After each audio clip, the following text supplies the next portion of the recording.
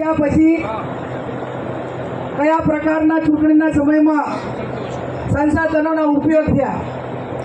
મને મીડિયાવાળાને એમણે બધે પૂછ્યું કે બેન, આ છબીમાંથી એક તમે જીત્યા અને આ તમારી સીટ તો એટલી અઘરી હતી કે તમારા ભાજપ કોંગ્રેસ સામેની ચૂંટણી નથી. કીધું તો કોના સામેની ચૂંટણી હતી?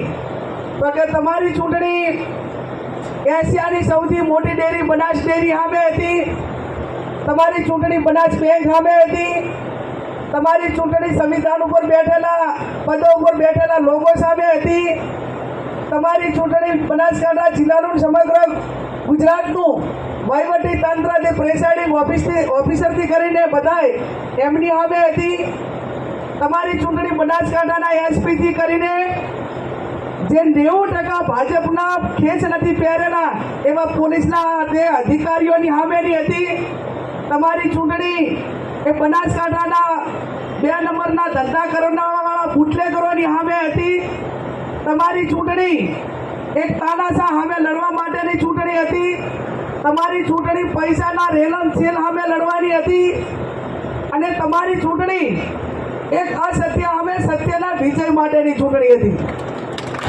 ત્યારે આ તમામ સંસાધનો સામે કોઈ પણ પ્રકારની લાલચમાં આવ્યા સિવાય હવે આ ધીમે ધીમે પોસ્ટમોર્ટમ થશે ને એટલે ખબર પડશે જેટલાને ડેરિયાના વાયદા આલ્યા, જેટલાને નોકરીઓના આપ્યા, પેલા 2022માં વાયદા આલ્યા હતા એ તો પાછા આવતા રહ્યા ખાસા બધા, પણ હવે આ 24 વાયદા આલેલા 27 કામ આવશે પાછું. આપણો નફો તો છે જ, કેમ કે ત્યાં સુધી તો નહીં કરે કરી. હવે એના કોઈ ફોન નહીં ઉપાડે. ઓલા નામીન ત્યાં છે ને, નામીને હોળું થાય મરવા, કોઈ ઝઘડો થતો હોય ને તો એમાંથી હોળું ભેગો હોય ને જામીન થઈને અપાય હોય તો એ ભરવા માટેની તૈયારી રાખવી પડે. એને હવે કે મારું એક તો દીત્યાય ને નામીને થયા એટલે આ ડખો તો હવે 3 વાર ઉધો હેડશે પાછું. જે કામ વધારે વોટ આપે એને 25 લાખ એટલે 25 લાખ વાળા ગામોની યાદી બનાવો. પેલા કે ભાઈ તમે આ 25 લાખ વાળું પેલું કરો.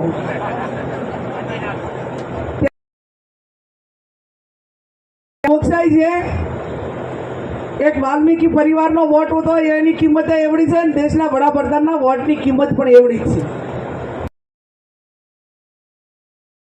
ચૂંટણી અને એના ઉપર પાછું વધારાનું વોટ કરવા દેવાના આટલા પૈસા, વોટ ના કરવા દેવાના આટલા પૈસા, ચૂંટણી કાર્ડના બધું હળગાઈ નાખવાના આટલા પૈસા, પાછા વેવાઈના બધાને મેલ્યા વધારાના સ્વાગન ખાઈને વાય કાંઈક નિશાઉને કરીને વોટ કરવાના આટલા પૈસા. એવું ખરું કે ને એમ?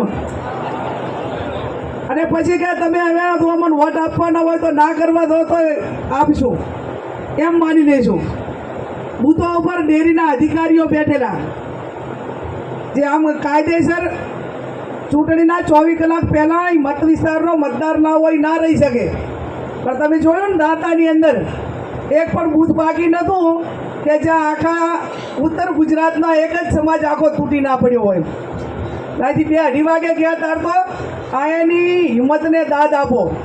નકલી પોલીસની પ્લેટો લગાવી દે, નકલી CRPFની પ્લેટો લગાવી દે, નકલી જે અમને વોટ માટે કરીને જે થવું હોય એ થવા માટેની વહીવટી તંત્રને એના ઉપરથી છૂટ.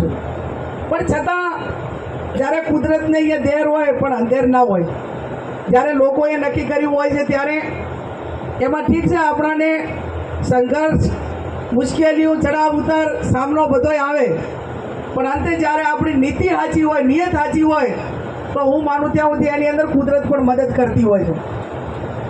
અને હવે તો આપણે તો એક સારું કર્યું ચૂંટણી દરમિયાન કે આપણે તો ભાજપવાળાનો વિરોધ નથી કર્યો, સમાજનો કોઈનો વિરોધ નથી કર્યો, બીજા કોઈ સ્થાનિક આગેવાનોનો વિરોધ નથી કર્યો. અમે તો કીધું હતું કે અમારી લડાઈ એ માત્ર સિદ્ધાંતો સાથે આટલા માટે કરીને છે, અન્યાય સામે છે.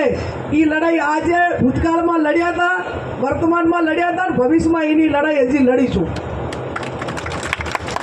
એમાં કોઈ શંકાને સ્થાન નથી. ત્યારે જનતાને કે આમ તો વર્ષોથી વાવ વિધાનસભાના પ્રસંગમાં મારે આવવાનું થતું. કાયમી કહેતા કે બેન વિસ્તારમાં નથી અને તમને કુદરતી આખા જિલ્લાને વોટ આપવા માટેનો મોકો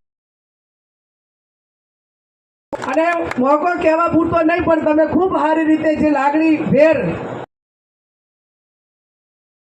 કરીને કરી છે. રાજકારણ ચડાવ ઉતાર મેં કીધું મારી જિંદગીની અંદર અનેક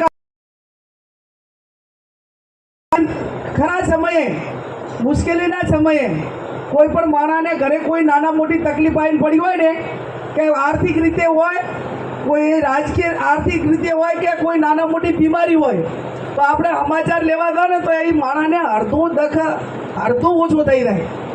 એમ આવ્યા કટોકટીના સમયમાં જ્યારે અમને કોંગ્રેસ પાર્ટીને તમે